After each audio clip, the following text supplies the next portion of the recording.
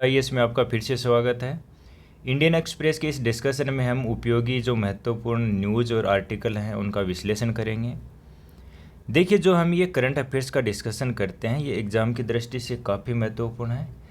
अगर आप daily base पे इसको फॉलो करते हैं तो आपकी जो तैयारी का स्तर होगा वो और प्रतिस्पर्धी उनकी तुलना में बहुत आगे होगा। ठीक है, ये मेरा वादा है।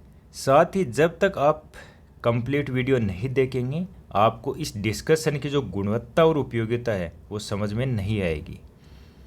इसलिए आप जब भी इसको देखें तो कंप्लीट देखें और डेली बेस पे देखें, है ना। कंसिस्टेंसी है वो काफ़ी इम्पोर्टेंट होती है। अगर आप बीच में छोड़ देते हैं तो वो फ्लो है, जो न्यूज़ का जो क्रम चलता रहता है वो टूट जाता है।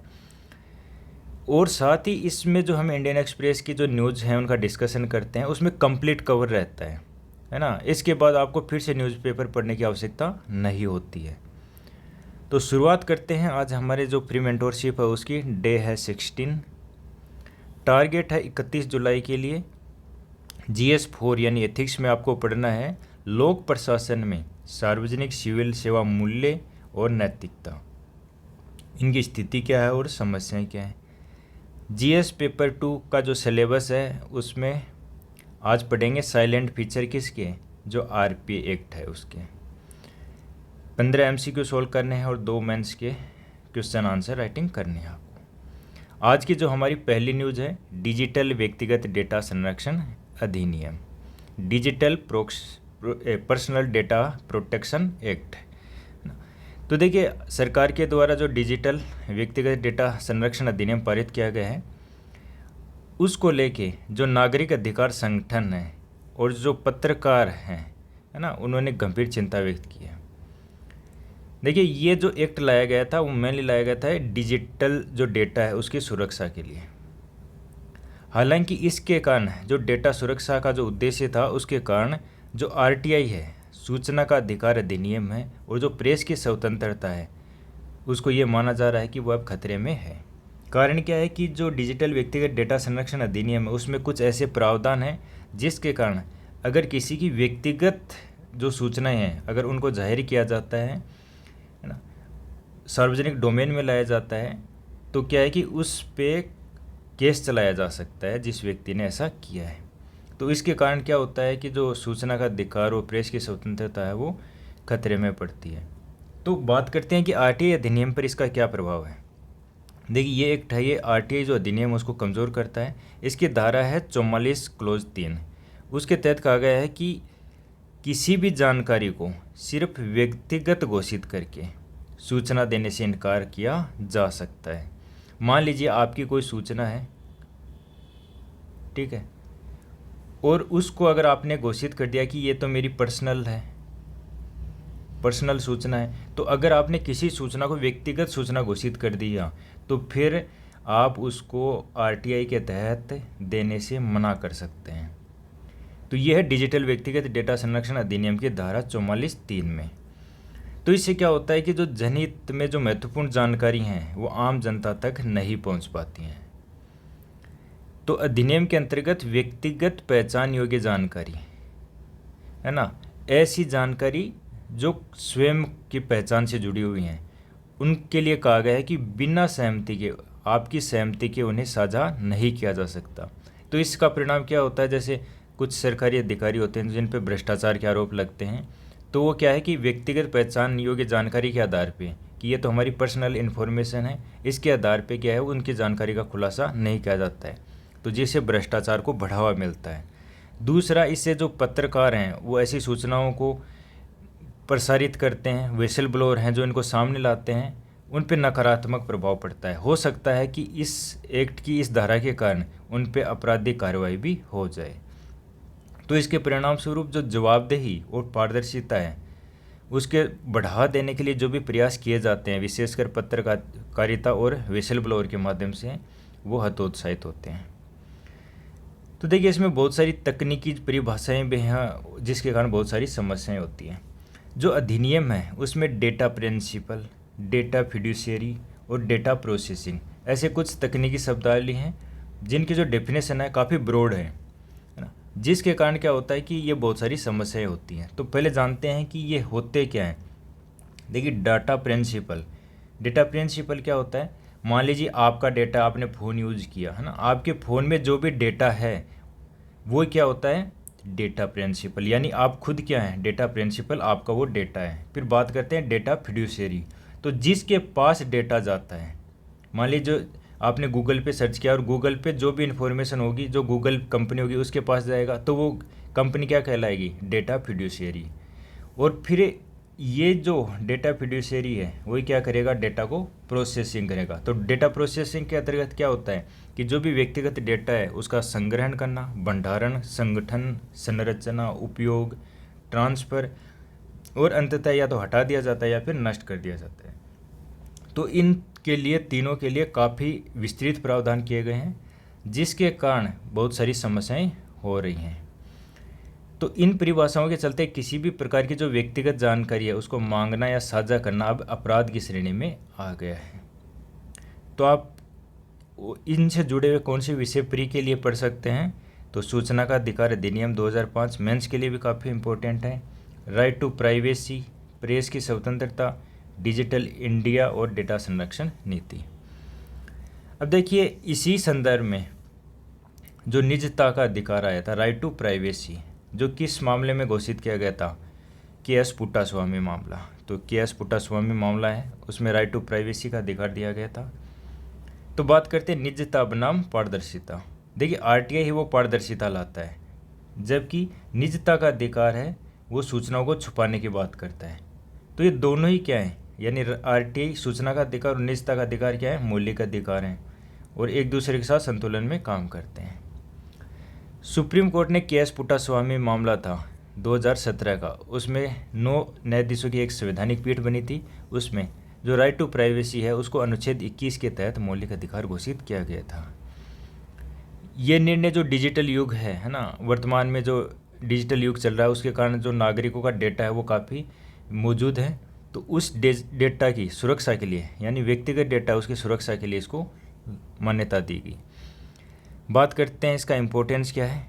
तो इसी के आधार पे जो डेटा संरक्षण कानून है ना, उसका ये आधार बना। लेकिन कोर्ट ने ये भी कहा कि जो राइट टू प्राइवेसी है वो निरपेक्ष नहीं है, यानी कि किसी के सापेक्ष है वो, और वो सापेक्ष इसके है जनहित के, राष्ट्रीय सुरक्षा और पारदर्शिता। तो इनके आधार पे, जनहित, राष्ट्रीय सुरक्षा और पारदर्शिता, इनके आधार पे जो राइट टू प्राइवेसी है उसको सीमित किया जा सकता है। तो देखिए, पुट्टास्वामी जो केस था उसमें एक फैसला दिया गया है 3 स्तरीय कसौटी का, यानी 3 फोल्ड टेस्ट होता है उसके अंतर्गत। तो उसमें 3 बातें होना आवश्यक हैं, 3 कंडीशन हैं, उनको पूर्ण होना आवश्यक है।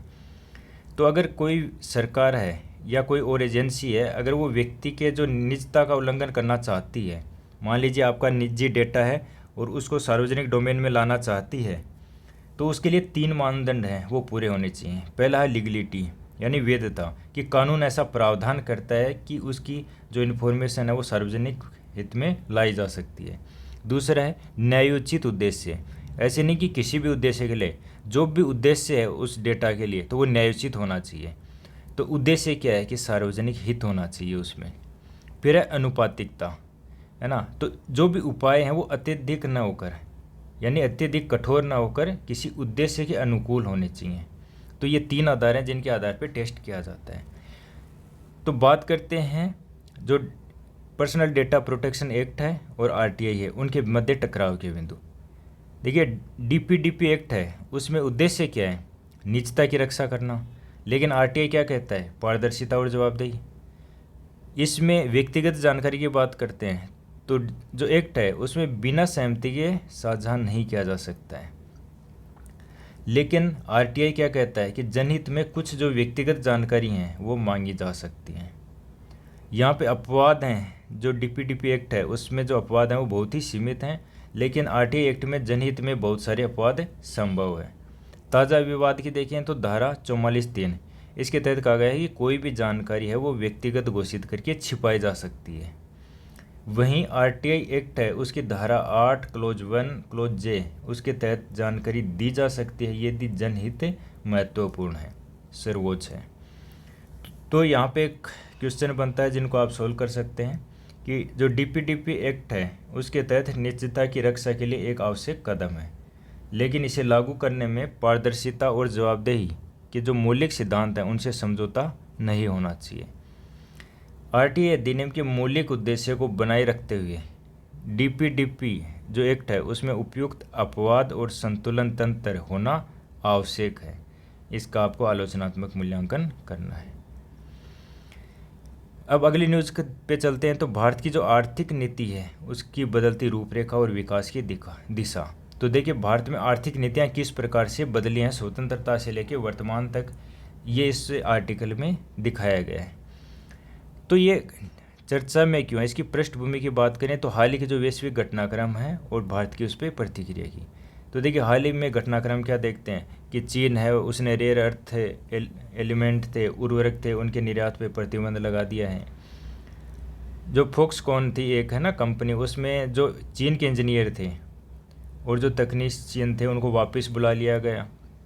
हाल ही में संरक्षणवाद है वो उसको बढ़ावा मिल रहा है।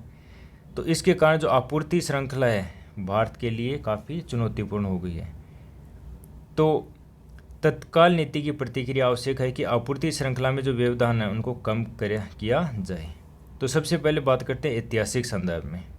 तो देखिए ऐतिहासिक दृष्टि से देखें तो स्थिरता और विकास है ना, इनके बीच में संतुलन साधने के प्रयास हुए थे। तो देखिए स्वतंत्रता के बाद क्या प्राथमिकता थी कि यहाँ पे विकास के बजाय किसको महत्व दिया गया, राष्ट्रीय एकता और स्थिरता को। क्योंकि देखिए राज्यों का एकीकरण और विभाजन की जो त्रासदी थी उसने एक केंद्रीकृत प्रणाली को जन्म दिया था।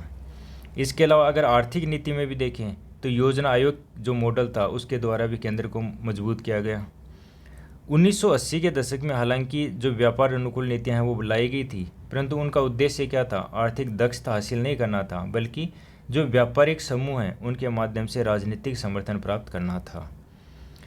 हालांकि जब 1991 का जो संकट आता है और उसके बाद डेवलपमेंट बार्गिन होता है उसके बारे में है, तो 1991 का जो आर्थिक संकट आया उसके कारण नई विकास प्रतिज्ञाएं जन्म लिया।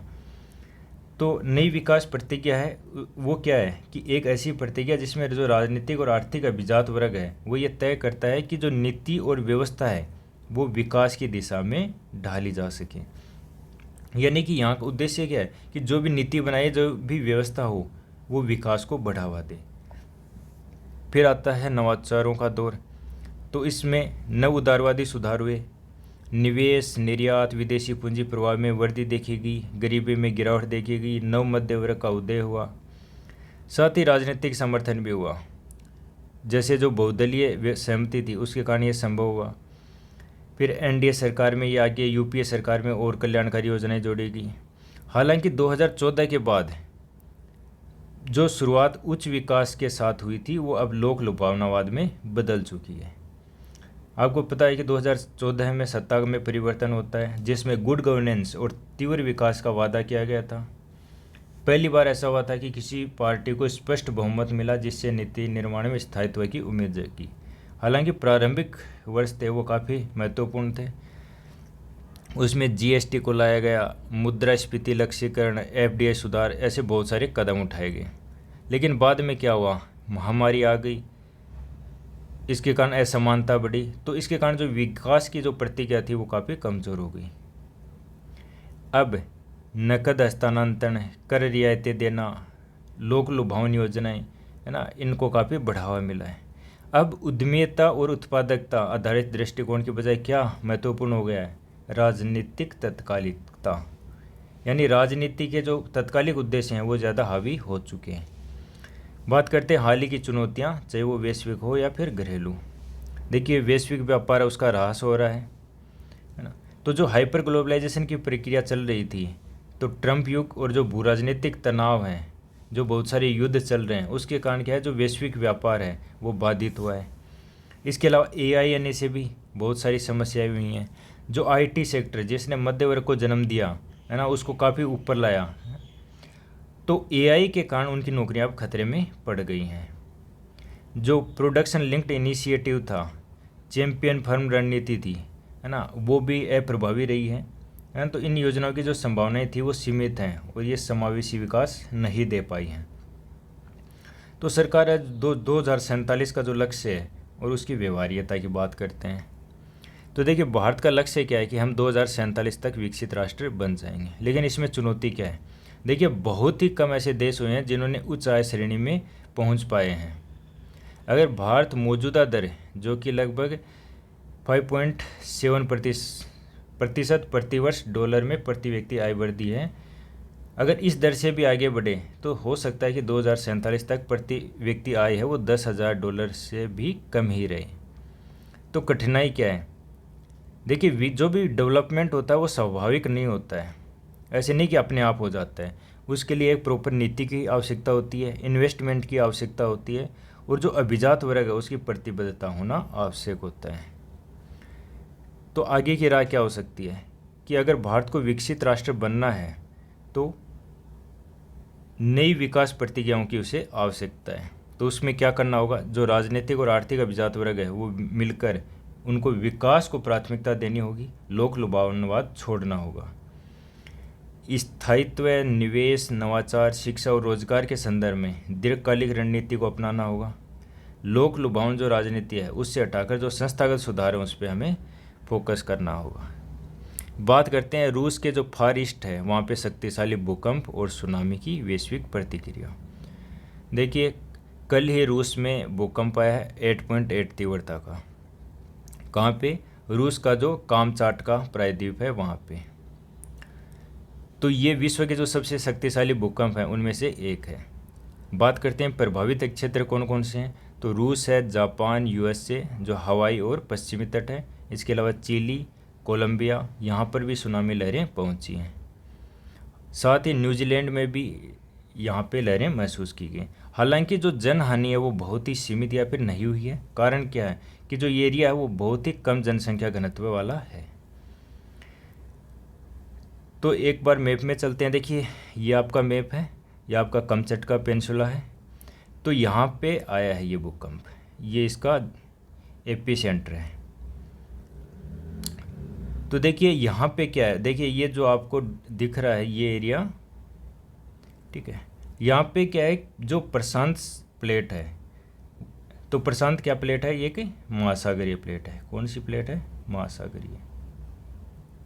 तो ये जो महासागरीय प्लेट है ये उत्तरी अमेरिकी जो प्लेट है ना, उसके नीचे सबडक्ट हो रही है। कारण क्या है, क्योंकि देखिए जो महासागरीय है उसका घनत्व ज़्यादा होता है, तो अधिक घनत्व वाली प्लेट है वो कम घनत्व वाली प्लेट के नीचे छेपित होती है। तो ये क्या है, जो कामचटका है एरिया वाला एरिया है, ये कहाँ पे स्थित है, सबडक्शन जोन में। तो कामचटका क्षेत्र में जो पैसिफिक प्लेट है वो नॉर्थ अमेरिकन प्लेट है उसके नीचे सबडक्ट हो रही है।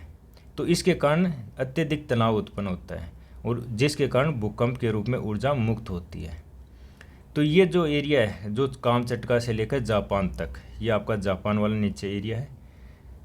विशेषकर जो कुरिल द्वीप है ना, वहाँ पर ये सक्रिय सबडक्शन जोन बनाता है।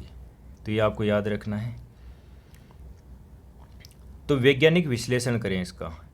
तो देखिए ये भूकंप किस प्रकार का था, मेगा थ्रस्ट फॉल्ट वहाँ पे घटित हुआ था, जहाँ पे हम चर्चा कर चुके हैं कि जो पैसिफिक प्लेट है वो नॉर्दर्न अमेरिकन प्लेट के नीचे धस रही है और ये प्रक्रिया सबडक्शन जोन बनाती है, जहाँ पे सबसे जो विनाशकारी भूकंप है वो आते हैं। तो ये संवेदनशील क्षेत्र क्यों है, देखिए ये जो पैसिफिक रिंग ऑफ फायर है उसका हिस्सा है। जो पैसिफिक प्लेट है वो प्रतिवर्ष 80 mm की गति से पश्चिम की ओर खिसक रही है और जिसके कारण जो कामचटका सिस्मिक जोन है वो अत्यधिक सक्रिय हो जाता है। तो पिछले तो 2011 में जापान में भूकंप आया था। तो जब भूकंप आया था जापान में, है ना, उसकी तीव्रता थी 9, अभी तो 8.8 है। तो जब ये आया था भूकंप तो इसके कारण जापान में सुनामी आई थी और जो फुकुशिमा परमाणु आपदा है, आपने ये सुना होगा। तो फुकुशिमा जो परमाणु संयंत्र था वहाँ पे आपदा आ गई थी, है ना। तो उसी के कारण फिर क्या है कि वहाँ पे काफ़ी विकास किया गया, तो भूकंप के अनुकूल अवसंरचना का विकास हुआ। तो बात करते हैं प्रशासनिक तैयारी और आपदा प्रबंधन की। तो देखिए इसमें समय पर चेतावनी प्रणाली जारी कर देगी, विशेषकर जो अमेरिकी नेशनल वेदर सर्विस थी। इसके अलावा जापानी और जो रूसी प्रशासन है उन्होंने भी शीघ्र चेतावनी दी थी। तो सुनामी चेतावनी और निकासी प्रणाली है, उसने इसमें काफ़ी प्रभावी भूमिका निभाई। लोगों की भी प्रतिक्रिया काफ़ी पॉजिटिव रही। तो देखिए, जब पूर्व अनुभव जैसे 2011 वाला जो जापान में आया था सुनामी, है ना, तो लोगों ने क्या है त्वरित प्रक्रिया दिखाई और लोगों ने काफ़ी महत्वपूर्ण भागीदारी निभाई। परमाणु संयंत्रों की सुरक्षा भी, तो देखिए जापान के द्वारा जब 2011 में सुनामी आई थी उसके बाद में काफ़ी सुधार किए गए, जिसके चलते जो संयंत्र है वहाँ पर कोई असर नहीं पड़ा। तो भविष्य की रणनीति क्या हो सकती है कि जो भी सबडक्शन जोन है वहाँ पर निरंतर निगरानी रखी जाए, सुनामी अलर्ट प्रणाली का अंतर्राष्ट्रीय समन्वय हो, जो भी भूकंप संवेदनशील क्षेत्र हैं वहाँ पे इमारतों की संरचनात्मक सुदृढ़ता को ध्यान में रखा जाए, जो भी परमाणु संयंत्र है उनकी सुरक्षा रणनीति की समय समय पर समीक्षा हो, राष्ट्रीय आपदा मोचन बल जैसे भारत में NDRF है उनकी तैनाती करना और क्षमता निर्माण करना। तो बात करते हैं प्रमुख भूकंपीय क्षेत्रों की। तो हमने बात की थी रिंग ऑफ फायर की, जहाँ पे ये आया है। तो देखिए रिंग ऑफ फायर है वो कहाँ पे है, प्रशांत क्षेत्र और अमेरिकी जो प्लेट हैं उसके बाद में ये जापान की साइड में चला जाता है। तो ये पूरा जो प्रशांत की जो सीमा है उसके सारे पाई जाती है, इसीलिए इसको रिंग ऑफ फायर कहते हैं। तो एक भूगर्भीय क्षेत्र जो पूरे प्रशांत क्षेत्र में फैला हुआ है, जहाँ पर धरती पर सबसे अधिक भूकंप और ज्वालामुखी विस्फोट आते हैं। क्योंकि देखिए ये अपसारी प्लेट है, अभिसारी प्लेट है, उस सीमा पे स्थित है। तो इसमें शामिल देश कौन कौन से हैं, तो इसमें है अमेरिका, चिली, पेरू, जापान, रूस, इंडोनेशिया, फिलीपींस, ऑस्ट्रेलिया और न्यूजीलैंड। यहाँ पर धरती के 80% से अधिक शक्तिशाली भूकंप आते हैं। उदाहरण के लिए 1960 में चिली में भूकंप आया था 9.5 तीव्रता का, यह अब तक का सबसे बड़ा भूकंप था। 1964 में अलास्का में आता है 9.2 तीव्रता का। 2011 में जो जापान में आया था 9.1 तीव्रता का, जो कि फुकुशिमा जो परमाणु दुर्घटना है उसके लिए जिम्मेदार था। तो ये है आपका रिंग ऑफ फायर, ये वाला एरिया पूरा जो येलो में डार्क किया हुआ है। तो ये आपको याद रखना है कि ये चिली से शुरुआत होता है, फिर मैक्सिको, USA, कनाडा, रसिया, फिर जापान, है ना, और फिर ये न्यूजीलैंड तक चला जाता है। इसके अलावा अन्य भूकंपीय जो जोन है वो कौन से हैं, तो एक अल्पाइड जो बेल्ट है, अल्पाइन वाला एरिया, जैसे जो कि इंडोनेशिया, हिमालय, अफगानिस्तान, ईरान, तुर्की, है ना, यहाँ पे फैला हुआ है। तो ये मैंने क्या भूमि क्षेत्र में है, यहाँ पे दुनिया के 15 से 17% भूकंप आते हैं। फिर आता है मिड अटलांटिक रेंज, तो अटलांटिक महासागर है उसके सारे कटक के सारे जो भी हैं तो उसको मिड अटलांटिक रीज बोलते हैं। वहाँ पे मतलब भूकंप आते हैं लेकिन वो कम खतरनाक होते हैं, तो यहाँ पे छिछले भूकंप आते हैं। तो इसके बाद हम चलते हैं अगली न्यूज़ पे कि रुपए में तेज़ गिरावट, तो इसके कारण क्या है और प्रभाव की बात करते हैं। तो देखिए रुपए है उसमें तीव्र गिरावट दर्ज की गई है, एक ही दिन में 61 पैसे की गिरावट आई है और 3 महीने की ये सबसे बड़ी गिरावट है। ये ज़्यादा इंपॉर्टेंट नहीं है, इंपॉर्टेंट है इसकी गिरावट के कारण। UPSC प्री में ये पूछा जा सकता है, ठीक है, इसको याद रखना आपको अच्छे से। तो देखिए पहली बात है अमेरिका द्वारा जो टैरिफ की जो धमकी दी गई है, तो देखिए ट्रंप ने क्या कहा है कि 1 अगस्त से भारत पर 25% टैरिफ लगाया जाएगा। साथ ही अगर भारत है वो रूस के साथ संबंधों को बनाए रखता है, विशेषकर रक्षा और ऊर्जा आयात के लिए, तो उस पर पेनल्टी भी लगाई जा सकती है। तो इसके कारण भारत का रुपया कमज़ोर हुआ है। दूसरा है FPI द्वारा भारी बिकवाली।